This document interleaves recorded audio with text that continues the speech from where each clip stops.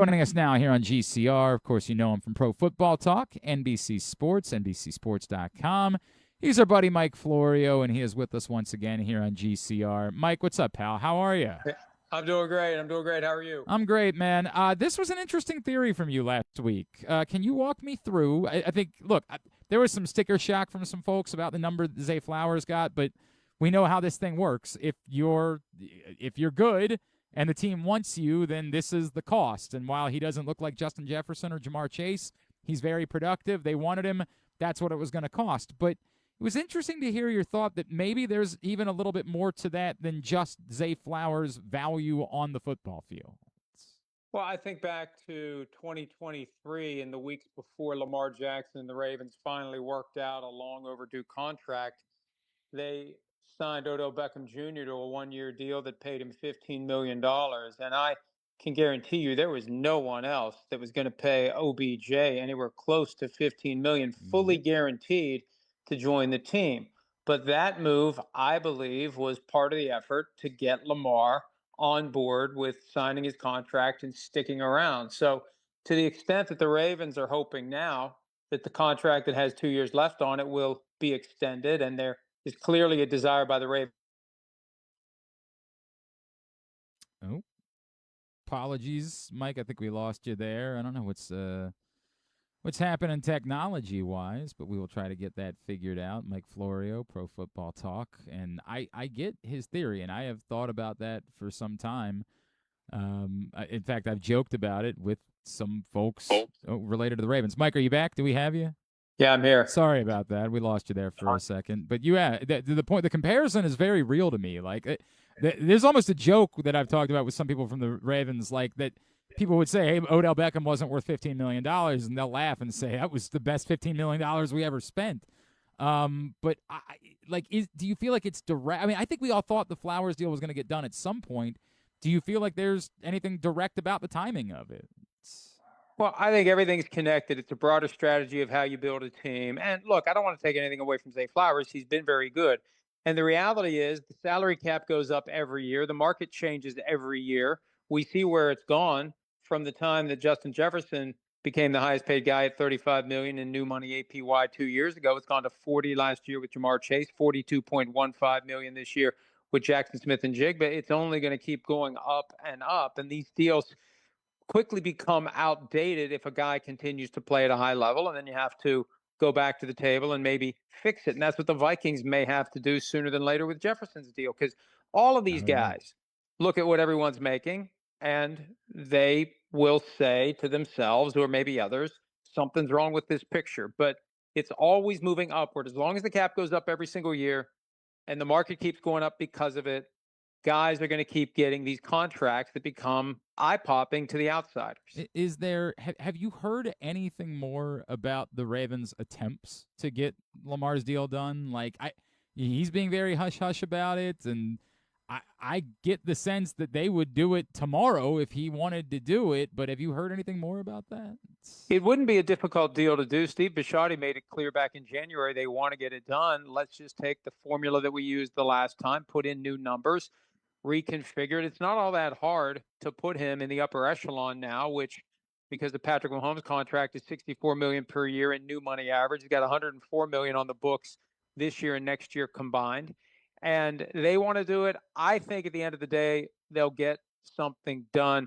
There's plenty of speculation out there about his future. He has a ton of leverage because of his ability to walk away in March of 2028. They can't use the franchise tag. The cap numbers keep going up and up. The only way to manage that is with a new contract that kicks more of those cap dollars into future years as the cap goes up, and each cap dollar means relatively less in future years. But yeah, they need to get it worked out. Right now, I believe that they will work something out at the appropriate time. For whatever reason, right now isn't the appropriate time. Mike, do you think there's any risk? We allude to the idea that Zay Flowers, this is just the way that it works. Is there any risk in paying someone that type of dollar value that, for everything they are, isn't that play? Like, we talk about this with quarterbacks, right? Like, when you're a quarterback, you come up for a deal, you're just going to get whatever that deal is, but not every quarterback is Patrick Mahomes. Is there any risk to giving that type of deal to a Zay Flowers? Well, we've seen the market at quarterback spread now where the low end for a veteran starter is around 20, the high end is 64, and it's no longer the next guy up becomes the highest paid player at the position. There was a time, 2018, where every guy that got a new deal was pushing the bar a little bit higher, a little bit higher, a little bit higher.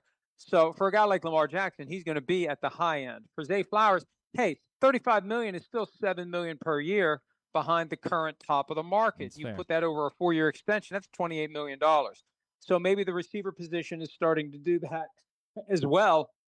And the risk for the team is if it doesn't pan out, then you got to figure out when you can exit and what it will cost you in cap consequences if you exit, what it will cost you in cash that you may still owe. But I look at it this way. Every year before free agency, the red flag that I run up the poll is that here's a guy, any given free agent, here's a guy who has been with a team for multiple years, for rookies at least 4 years, maybe 5, and his current team, for whatever reason, isn't paying him what he wants. Well, they know him better than anyone.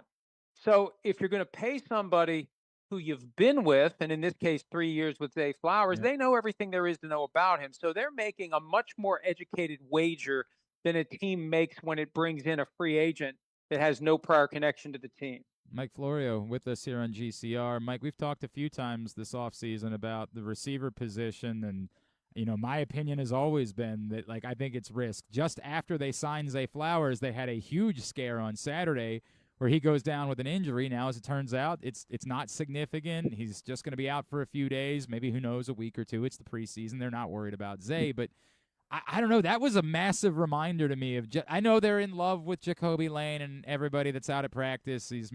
He's a third-round pick. I'm not ready to jump on board and say he's a solution just yet. I thought that was a massive reminder to me this weekend when Zay Flowers went down. That you're still, for a team that wants to win a Super Bowl, you're taking a giant risk. And even with Stephon Diggs off the table, I was always incredibly interested in Keenan Allen, who is somehow just continues to be productive. Every roster has a blend of veterans and young players who are under these very advantageous slotted rookie deals where dollar for dollar you often get much more value. But as those guys graduate to veteran contracts, the ones you want to keep, they're going to have to get paid. And the reason that we see so many guys hold in is because they don't want to risk the injury until they get the contract. The biggest part of getting a long-term contract is shifting the injury risk from the player to the team. The problem is now the team has it. And if the guy gets injured, the financial burden is going to fall on the team that still has to pay him some specific guaranteed money this year, next year, however long it takes for him to get healthy again. But that's just part of football. And that's one of the realities of having those high-priced players. You're going to have a nucleus of those guys. And if one of them gets injured, you're going to be spending a lot of money on a guy who's not on the field. Mike, how's everybody in Buffalo doing after seeing their seats at the stadium on there for their practice on Saturday? Seeing their seats and not seeing the field. Correct. And I never know what to trust on social media, but there was such a flood of these photos and of all the things that anyone would make up. Sight lines impaired and obstructed at this new stadium. That didn't strike me. When I saw so many examples of it, that didn't strike me as something that someone was faking with AI. So they're going to have an issue there, especially if, and I saw at least one tweet where the person did a side-by-side of what he was shown when he committed to his PSL and what he got when he showed up. If there are examples like that, they're going to have a problem. That's an actual lawsuit, right? The celebration quickly becomes litigation in Buffalo if people show up and they get a seat that looks nothing like what they were sold when they committed to the PSL. Boy, but at least their uniforms look good. At least they have that going. Well, the obstruction comes in handy for not having to That's see a great point. God, I've seen everything from Diet Pepsi can, the old school silver Diet Pepsi can. My first thought was it looks like the old Batman, not the Michael Keaton Batman. This is all the way back like to Adam West. Yeah. Gray on gray. Oh, no doubt with the tights. Oh, you're 100% right about that. Man, I hadn't even seen that yet. It looks awful. I mean, truly awful. Mike, it's interesting to me because obviously these things don't really have anything to do with how they're going to play this year. I do still think the Bills are going to be very good despite their ugly uniforms and many obstructed seats in the stadium. I was having a conversation, however, this morning about the fact that they did choose to continue committing to open air stadiums. I don't think you and I have ever talked about this. It's something that I've thought about. In Baltimore, they just invested another $600 million into a stadium that can never host a Final Four, can never host anything along those lines. What do you make of the fact that there are still so many teams that say, no, it's an advantage to us, we want to do this, when we know that they don't play Super Bowls in the cold weather, that like the advantage just doesn't seem to be there the way that we talked about it once upon a time? Well, that's the other side of the equation that has teams like the Browns, the Bears, the Chiefs flocking into a dome and making that pitch that if we do this, we'll be able to have events all year round. We can compete for the biggest events. Now, you have to have the infrastructure in the city to host the Super Bowl. Buffalo wouldn't be able to do that. Cleveland is going to have to like double its hotel capacity in order to ever even have a chance to host a Super Bowl. But that's the balance. And there's something to be said for football in the elements. It becomes an advantage. And the more teams go into domes for their home games, the more of an advantage it becomes for the teams that play open air in a cold weather climate, because you're going to have a growing group of teams that are accustomed to having the climate controlled perfect elements, and they're going to build their team accordingly. When it's time to go outside in November, December, and January, they're going to have a problem. That's interesting. Obviously the Bills haven't been able to use it yet to their advantage to win a title, but it's an interesting thought. All right, I want to run one more by you because it's a conversation we're having. Obviously, Hall of Fame weekend this past weekend, the Roger Craig stuff, incredibly moving. Really another very loaded class next year in Baltimore. We want to see Terrell Suggs, Marshall Yanda get in, and they were both in the final 7 a year ago. But it's a loaded class. I look at Rob Gronkowski, Adrian Peterson, and Ben Roethlisberger. It's really hard for you to tell me that any of those three guys aren't slam dunk, first ballot the definition of a Hall of Famer. Do you think that any of those three guys are at risk of not going in immediately to the Hall of Fame? Well, Peterson had that experience in 2014 where he missed almost all of the season on what was called, I think they called it commissioner exempt list right out of the gates. That's how they dealt with Adrian Peterson, Ray Rice, and Greg Hardy when those three things all happened in September of 2014. So does that affect him? I don't know. Does Roethlisberger's suspension from 2010, which was largely forgotten by the end of his career, but he had a fairly significant off-field issue that didn't result in prosecution, could have. There was a similar incident that resulted in a civil lawsuit in Nevada involving Roethlisberger. So he went through some stuff. And here's the reality at the end of the day, and the omission of Bill Belichick is the latest example of it. You've got 50 human beings making these decisions. Who the hell knows what they are going to allow to enter their minds when it's time to cast their ballots? And there has been an effort in recent years to make it a little bit harder to get in. And I think that's in response to criticism from folks like Deion Sanders that too many are getting in. I don't think that's how you handle the problem, because they've already let a flood of people in under a lower bar. You don't just suddenly raise the bar. I don't believe that's the right way to handle it, but it's created this voting process that contributed to Belichick not getting in. So because of that, I think Gronkowski is the only no-brainer, slam dunk, and he is literally no-brainer. He would say so himself. But slam dunk, he's in. The others, we're just going to have to wait and see who else is in the group of finalists, and then we have to sit back and wait and see how the 50 people vote. And there's also a possibility they're going to make further changes to the rules. There was a board of directors meeting on Friday. I haven't heard whether anything did change.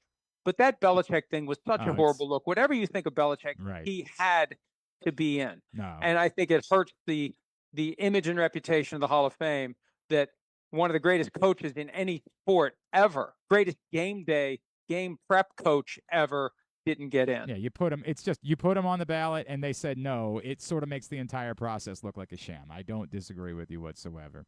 Mike, you want to remind everybody about Big Shield?